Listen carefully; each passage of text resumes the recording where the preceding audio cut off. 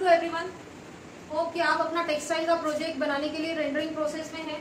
ठीक है, प्रैक्टिस हमेशा रखिए क्योंकि आपके जितने भी लोगों के सबमिशंस आ रहे हैं सबसे बड़ा प्रॉब्लम है आपका क्रूकी का।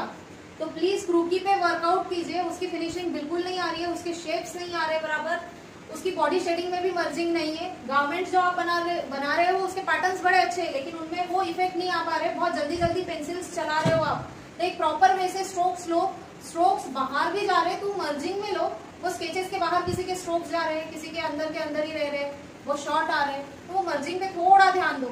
नेक्स्ट आपका पोर्टफोलियो का कल टॉपिक लेने वाली हूँ मैं कि आपको पोर्टफोलियो कैसे बनाना है। उसके नोट शाम तक आपके ऐप पे अपलोड हो जाएंगे। उससे पहले एक बेसिक चीज अपने को पता होनी चाहिए कि जो थीम पे मैं वर्कआउट कर रही हूँ उसमें मैं जो गारमेंट बना रही हूँ वो किस स्टाइल में आ रहा है। Whether it is a casual wear, वो फॉर्मल वेयर है या फिर बीच वेयर है, ट्रेडिशनल है, कंटेम्प्ररी है, क्या चीज है। अब ये सारी चीजें समझने के लिए आपको फर्स्ट लेक्चर में इंट्रोडक्शन टू द फैशन दिया था, तो फैशन डिजाइनर के वर्कआउट के साथ साथ आपको ये सारी चीजें होपफुली समझाई गई होगी कि स्टाइल क्या होता है। ठीक है, तो उसमें हम सबसे पहला स्टाइल देखेंगे कैजुअल वेयर का। कैजुअल वेयर मतलब क्या है, आप जिस गारमेंट में बहुत कंफर्टेबल होते हो, बहुत ज्यादा फिटेड भी नहीं, बहुत ज्यादा ढीला भी नहीं, ठीक है, लूज भी नहीं, जो आपको डेली वेयर के हिसाब से बहुत कंफर्टेबली फिट हो और अच्छे से आप सारा दिन अच्छे से बिता सके, वो था आपका कैजुअल वेयर। कैजुअल वेयर में आती क्या चीज है, एक कंफर्ट लेवल पे कैजुअल वेयर को हम डिजाइन करते हैं। जो डेनिम्स में आता है, hot pants, jackets, strapless top, आपके ट्यूब टॉप्स, ये टी शर्ट्स, ये सारे आपके कैजुअल्स में आएंगे। ठीक है, कैजुअल पहनना मतलब एक देखो लिनिन क्लब करके एक ब्रांड है, वो हमेशा कैजुअल वेयर डिजाइन करता है। अगर आपको पार्टी वेयर भी चाहिए ना तो वो कैजुअली डिजाइन करता है। उसके ब्लेजर्स टिपिकल नहीं होते हैं, लेडीज ब्लेजर्स भी होते हैं तो बहुत कैजुअल वेयर से होते हैं, जैकेट पैटर्न्स में, है ना। तो ये जो jacket patterns, hot pants, minis या टी शर्ट्स जो भी आ रहे हैं आपके, वो कैजुअल लेवल पे आते हैं। वो कैजुअल पे इसलिए होते हैं क्योंकि वो ओकेजनली आपको डेली वेयर में बहुत कंफर्टेबल करवाते हैं। सेकंडली आता है अपना फॉर्मल वेयर। फॉर्मल वेयर थोड़ा बहुत रिस्ट्रिक्टेड होता है क्योंकि वो प्रोफेशनलिज्म दिखाता है। आप जहाँ पे वर्कआउट कर रहे हो, आप कितने प्रोफेशनलिस्ट हो, आपकी वो बॉडी लैंग्वेज और आपके कॉस्ट्यूम से पता चलता है आपको। तो वो चीज आपकी फॉर्मली ड्रेस होती है। जैसे डेनिम नहीं पहन सकते हम, उसमें हम पहनेंगे ट्राउजर्स, है ना, ट्राउजर्स पहनेंगे आप, फिर फॉर्मल पैंट्स पहनेंगे जो नॉर्मली थोड़ा बहुत फ्लेयर बॉटम में होता है, वो फॉर्मल्स में आती है पैंट्स। ट्राउजर बोले तो एकदम एंकल लेंथ तक आते हैं और फिटेड रहते हैं थोड़ा बहुत। शर्ट्स आएंगे आपके, स्कर्ट्स आएंगे पर विदाउट एनी कट और एग्जैगरेटेड कट्स। एग्जैगरेटेड कट्स मतलब एक्सपोजर्स कम होने चाहिए, प्लेनली डिजाइन होना चाहिए, ज्यादा फ्लेयर नहीं होना चाहिए। ए लाइन स्कर्ट्स, अपना पैक स्कर्ट्स और मिनी स्कर्ट्स, ये आपके फॉर्मल्स में आएंगे। विथ उसको शर्ट्स के साथ कैरी करोगे या टी बैक रेसर के साथ उसके ऊपर ब्लेजर कैरी करोगे। जैसे आप डिजाइन करोगे वो फॉर्मल वेयर में जाएंगे। क्यों जाएंगे, क्योंकि वो प्रोफेशनली डिजाइन किए जाते हैं। आप उस पर टाई भी पहन सकते हो, है ना। टिपिकल हेयर स्टाइल्स होती है उनमें, आप एक तो पूरे ओपन हेयर्स इलस्ट्रेट कर सकते हो उस क्रूकी पे या तो फिर बन। ठीक है, थर्ड आते हैं हम बीच वेयर पे। बीच वेयर ये एक ऐसा क्लोथिंग है जहाँ पे हम सिर्फ लॉन्जरीज मतलब लिंगरीज का यूज करते हैं। लिंगरीज बताने की जरूरत नहीं है, इनर गारमेंट्स के साथ हम उसको डिजाइन करते हैं। इनर गारमेंट्स को इतना हाईलाइटिंग पोर्शन में उसको फ्लेयर्स और कट्स देते हैं। ज्यादा से ज्यादा एक्सपोजर वाले गारमेंट्स हम बीच वेयर को ही कहते हैं, लेकिन बड़े ब्यूटीफुली वो डिजाइन किए जाते हैं बाय डिजाइनर्स। उसके colours n numbers of colours use करते हो। जहाँ पे बीच वेयर की बात आई, स्विम वेयर की बात आई, मतलब पानी से रिलेटेड है, पानी की ट्रांसपेरेंसी दिखाने के लिए हम फैब्रिक ट्रांसपेरेंट भी यूज करते हैं। जहाँ पे हम पूल पार्टी की बात करते हैं तो पूल पार्टी में हम लॉन्जरीज वैसे ही देते हैं, लिंगरीज, बस उसमें ओवरकोट ट्रांसपेरेंट में डाल दिया, गाउन डिजाइन किया बट वो ट्रांसपेरेंटली। अंदर लिंगरीज वेयर जो भी बॉडी कवरिंग पार्ट्स है वो हमेशा कवर्ड रहने चाहिए, इसका ध्यान रखना चाहिए आपको बीच वेयर में। बाकी सबसे एक्सपोज्ड गारमेंट बीच वेयर होते हैं आपके। ठीक है, इसमें आप ब्यूटीफुली इलस्ट्रेट कर सकते हो क्योंकि इसमें बॉडी शेडिंग प्रॉपर आपकी बताई जाती है। आपके गारमेंट्स डिटेल अच्छे से होते हैं क्योंकि बहुत कम डिजाइनिंग होती है इसमें, है ना, और क्रिएटिविटी सबसे ज्यादा इसमें यूज की जाती है। क्लियर। अब आते हैं हम ट्रेडिशनल मुझे बताने की जरूरत नहीं है। ट्रेडिशनल वेयर एक ऐसा चीज है जहाँ पे आप कल्चर को रिप्रेजेंट करते हो। ठीक है, कल्चर रिप्रेजेंट करना मतलब आपको सिर्फ एक ही पता है, ट्रेडिशनल वेयर बोलूँ तो लाचा बना देंगे, ब्राइडल वेयर क्रिएट कर देंगे, ऐसा नहीं होता है। जो हमारे ट्रेडिशन को कल्चर को रिप्रेजेंट करता है वो चीज।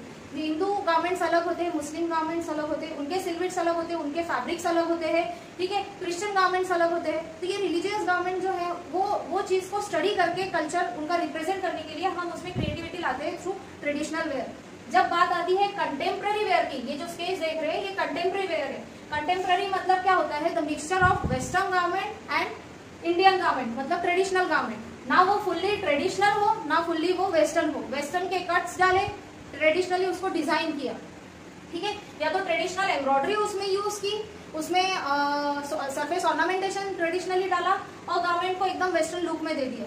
वो सारी चीजें आपकी कंटेम्प्रेरी में आती है। तो आप एक चीज ध्यान रखोगे, the mixture of traditional and western makes a contemporary wear, ठीक है।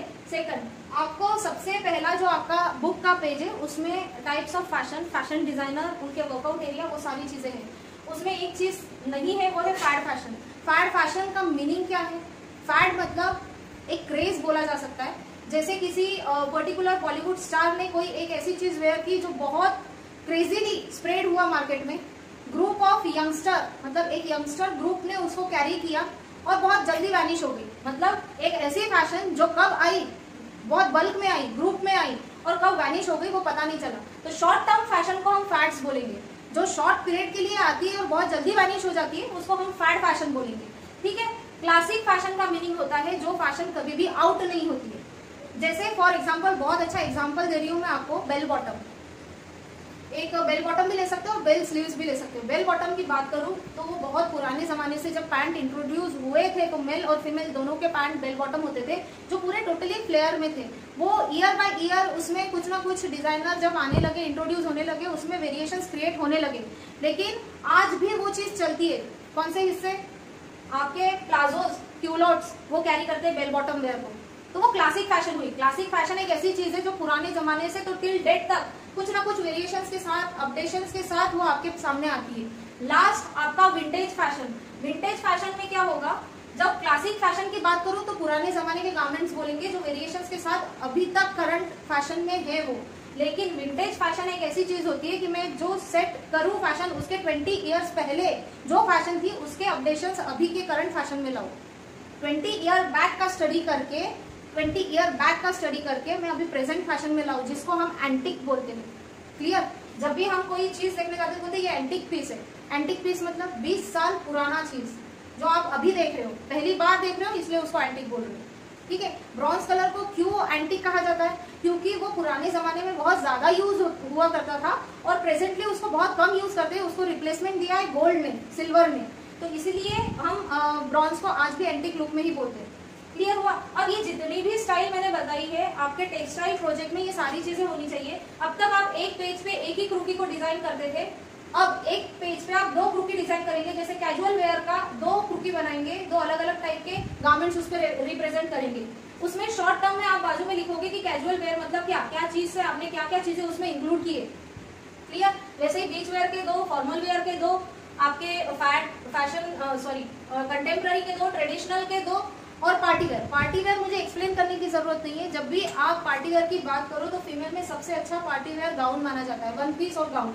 तो फ्लेरी फैब्रिक्स और एक हगिंग गारमेंट्स ये पार्टी वेयर में आते हैं जो आपको पार्टी वेयर के लिए डिजाइन करना है, जिसमें आप gold, sequence, black thematically design करोगे, ठीक है। तो 2 पार्टी वेयर भी आपके इस प्रोजेक्ट में इन्वॉल्व होने चाहिए।